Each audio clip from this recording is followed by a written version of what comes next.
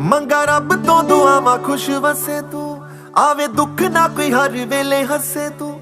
ਕਾਇਨਾਤ ਤੇਰੇ ਕਦਮਾਂ ਚ ਧਰਾਂ ਮੈਂ, ਤੇਰੇ ਹੁੰਦਿਆਂ ਤਾਂ ਕਿਸੇ ਤੋਂ ਨਾ ਹਰਾਵੇਂ। ਤੂੰ ਮੈਥੋਂ ਕਦੇ ਦੂਰ ਹੋਈ ਨਾ ਜਾਨ ਤੇਰੇ ਵਿੱਚ ਜਾਂਦੀ ਏ।